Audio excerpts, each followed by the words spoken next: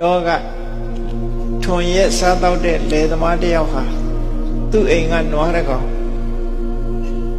ထဘိုးတက်ပြီးတော့ခိုင်းမယ်ဆိုရင်အဲ့ဒီနွားဟာထိုးပြီးတော့အိတ်တယ်ဘယ်တော့မှမောင်းလို့မရဘူးအဲ့ဒီနွားကိုစိတ်မရှိတဲ့အခါကျဘာလုပ်တုံးဆိုရင်လက်တက်ပြီးမောင်းတဲ့အခါနွားကထိုးအိတ်ရှေ့မသွားတဲ့အခါဘာလုပ်တုံးအနားနာမှာရှိတဲ့ကောင်းရိုးပုံကကောင်းရိုးတွေကိုယူပြီးတော့နွားရဲ့လက်ပင်ကိုကောင်းရိုးတွေနဲ့ချီကောင်းရိုးရုံးကြီးတွေနဲ့ချီပြီးတဲ့အခါကျဘာလုပ်လဲဆိုရင်မီးရှို့လိုက်အဲ့ဒီကောင်းရိုးတွေမီးလောင်ပြီးနွားဟာမီးလောင်တာနဲ့သေဆုံးသွားတယ်ဆိုတာသေဆုံးသွား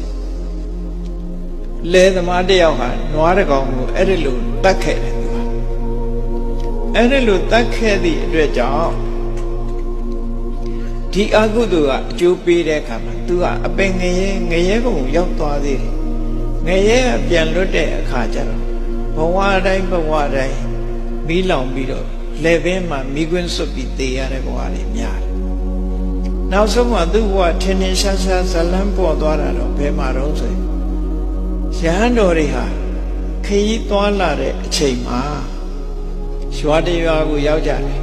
သူတို့ရောက်သွားတဲ့အချိန်မှာအဲ့ဒီရွာမီးလောင်တယ်မီးလောင်ပြီးတော့တရွာလုံးကျွတ်မီးလောင်သွားတဲ့အခါမှာကြီးငှက်တကောင်ကရွာပေါ်ကနေဖြတ်ပြန်သွားတယ်အောက်ကမီးတွေကလောင်နေတယ်သူကအပေါ်အဖြတ်သွားအဲ့ဒီပြန်သွားတဲ့အချိန်မှာ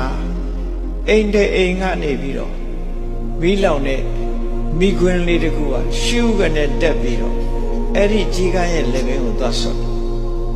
နော်ကောင်းကင်ကသူပြန်သွားတဲ့ကြီးကန်းကိုအောက်ကမိခွင်းကတက်ပြီးတော့ဆော့သွားတယ်မဖြစ်နိုင်တဲ့ဟာဖြစ်သွားတယ်ဖြစ်နိုင်ကြအကြောင်းမရှိဘူးသို့တော့ကံကြမ္မာဆိုတာ accident မိခွင်းကြီးကရှူးကနေတက်သွားပြီးတော့ကြီးရဲ့လက်ပင်ကိုသွားဆွမိရဖြစ်တယ်ကြီးကမိခွင်းနဲ့တိုးမိရဖြစ်သွားအဲ့ဒီအချိန်မှာကြီးဟာမီးလောင်ပြီးတော့သူတို့ရှိမှပဲကြပြီးသေဆုံးသွားတယ်ရဟန်းတွေဟာမြတ်စွာဘုရားနဲ့တွေ့တဲ့အခါရှောက်ကြတယ်ရှင်ဘုရားတပည့်တော်တို့ထူးထူးဆန်းဆန်းရွာမီးလောင်လုံးမိခွင်းတစ်ခုကတက်ပြီးကြီးရဲ့လက်ပင်ဆွတ်ပြီးအဲ့ကြီးဟာသေရတယ်ဘာကြောင့်လဲဆိုတော့မြတ်စွာဘုရားဒီဇလန်းကိုပြန်ဟောတယ်သူဟာလေသမားဖြစ်တုန်းကနွားတစ်ကောင်ကိုဒီလိုတတ်ခဲ့ဘူးတဲ့အဲ့ဒီတတ်ခဲ့တဲ့အကုသိုလ်ကံကြောင့်ဒါအတုံးအလှဲ့ခံရတယ်လို့ဆိုကဲအဲ့လိုခံရတဲ့အခါမှာအမှန်တမ်းကြောက်ဆက်ကောင်းတဲ့ဟာအတုံးအလှဲ့ဆိုတဲ့နေရာမှာသူဟာတစ်ခါတတ်ပြီမဲ့ခံရတာကြခါပေါင်းများစွာခံအဲ့ဒါကြတော့မတရားဘူးလို့များပြောချင်ကြသလားလို့ဆိုနော်လောကရဲ့မျိုးစေ့ရဲ့သဘာဝကိုကြည့်လိုက်တရေစီလေးကိုယ်ဆိုင်တုံးကတစည်းပဲဆိုင်တယ်အသီးသီးတဲ့အခါကျတော့တစ်နှစ်ကိုအနည်းဆုံးတောင်းချီထောင်ချီသီးတယ်စိုက်တာတစည်းပဲသီးတာထောင်ချီသီးတယ်မျိုးစေ့ရဲ့သဘောဟာအဲ့တိုင်းပဲကံကြမ္မာဟာလည်းပဲမျိုးစေ့ဖြစ်သွားသည့်အတွက်ကြောင့်ကိုလုံးတုံးကတစ်ခါခံရတဲ့အခါခါပေါင်းများစွာခံဒါကြောင့်မို့စိတ်တကောင်တတ်ပြီးတော့စိတ်ကိုလဲလှီးပြီးတော့ဧည့်သည်တွေကိုအခမ်းပြီးတော့ကျွေးလိုက်တဲ့အမျိုးသမီးတယောက်ရဲ့ဘဝဟာစိတ်မွေးနဲ့အမျှဆိုတာအချိန်မောများစွာလို့ဆိုလိုတာပေါ့ဘယ်သူမှစိတ်မှာဘယ်နှမွေးရှိတယ်လို့ရည်တွက်ထားတာမှမဟုတ်တာနော်အချိန်မောမြောက်များစွာလို့ဒီလိုပဲလဲလှီးပြီးတော့သေခါသူသေပြီးဆိုရင်လဲပင်ပြတ်ပြီးသေတာစိတ်ကိုလည်းပင်ဖြတ်ပြီးတော့အခန့်ကျွေးမွေးခဲ့တဲ့အမျိုးသမီးတယောက်ရဲ့ကံကြမ္မာဟာအဲ့ဒီလိုကြုံခဲ့ရအဲ့တော့ဘဝမှာကံကြမ္မာဆိုတာဟာအလွန်ကြောက်စရာကောင်းတယ်လို့ဆိုလို့ကံကြမ္မာနဲ့တန်တရားရှိနေတယ်ဗျာဒီကံကြမ္မာတွေကဘယ်သူမှမလုပ်ဘူးလို့ဒီလိုဆိုလို့တယ်နော်ကံကြမ္မာတွေကလွတ်နိုင်စွာမရှိဘူးမြတ်စွာဘုရားကအဲ့ဒါကိုဟောတယ်ဥဘောပုံညင်စပပင်စယံမစ္ဆောကုရုတေဣဒဤလက်ရှိဘဝမှာမစ္ဆောလူတယောက်ဟာဥဘောပုံညင်စပပင်စကုသိုလ်လည်းလုပ်တယ်အကုသိုလ်လည်းလုပ်တယ်နှမျိုးလုံးလုပ်တယ်တင်ကြီးတတတကံဟောတိ သူလုပ်တဲ့ကုသိုလ်ကံအကုသိုလ်ကံဟာသူပိုင်သွားတယ်သူ့အထဲမှာဖြစ်သွားတယ်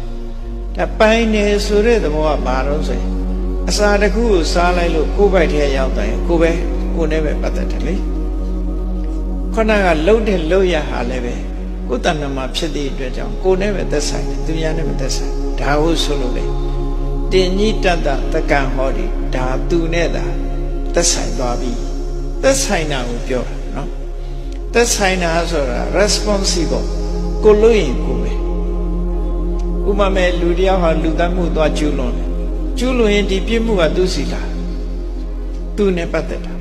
ဒါ responsible ကိုပြောတာတင်ကြီးတတ္တတက္ကံဟောဒီအဲ့ဒီသူလုံးလိုက်တဲ့အလုပ်ဟာသူနဲ့သာပတ်သက်ပြီးတော့သွားတယ်တင်စအာရာယခိစ္စတိဘဝခရီးကိုထွက်ရတဲ့အခါမှာဒီဘဝသိဆုံးသွားရင်အဲ့ဒါသူ့နောက်ကပါသွားမယ်လို့ဆိုတင်စတအနုကံဟောတိဆာယဝအနပ္ပါယိကိုလှုပ်တဲ့ကောင်းမကောင်းကံတွေဟာကိုယ်နဲ့အတူတူဘဝပါလာမှာတဲ့ဘဝတန်တရား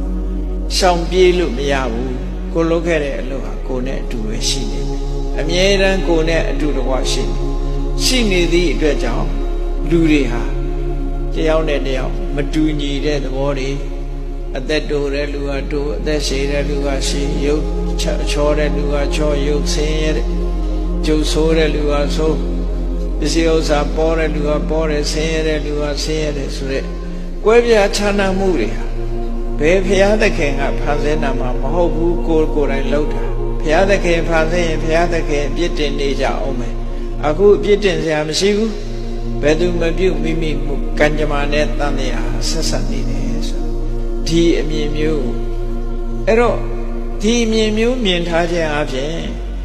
ငါလုံးလို့ငါဖြစ်တာဆိုရင်ကိုယ့်ကိုယ်ပဲအပြစ်တင်မှုရှိတယ်လူကကိုယ့်ကိုယ်ကြတော့အပြစ်မတင်ဘူးနော်လူဆိုတဲ့သဘောတရားတွေဟာတော်တော်ထူးဆန်းတယ်လူတွေဟာတော်အံ့စရာကောင်းမတော်တဆပကံလေးတစ်ခွက်ကိုယ်ချောင်ကြကွဲတယ်ဆိုရင်မတော်လို့တယ်သူများကြောင့်ကြကွဲရင်နမောနမဲနိုင်တယ်လို့အပြစ်တင်ဒီပကံလေးတစ်လုံးမှမနိုင်ရဘူးလားကြကွဲရမလားဆိုအပြစ်တင်ကိုယ်ကြတော့ဘာဖြစ်လဲမတော်လို့ကိုယ်ကြတော့ခွင့်လွတ်ပြီးသားဖြစ်နေတယ်မတော်လို့ဆိုတဲ့ပုံမှန်နဲ့ခွင့်လွတ်လိုက်တယ်ဟိုကြတော့နမောနမဲနိုင်တယ်ဆိုပြီးစွဲချက်တင်တယ်အဲ့ဒီလိုလူရဲ့သဘာဝအဲ့တိုင်းပဲဒါကြောင့်မလို့လူတွေဟာကိုလှုပ်သမျှကိုပဲခံဘယ်သူမှပြစ်တင်ကြမရှိဘူးအဲ့ဒါကြောင့်မို့ဘာလုပ်ရမလဲလို့ဆိုလို့ရှိရင်ကောင်းတဲ့အလုပ်နဲ့မကောင်းတဲ့အလုပ်ကွဲပြားခြားနားဆိုတာသိရမယ်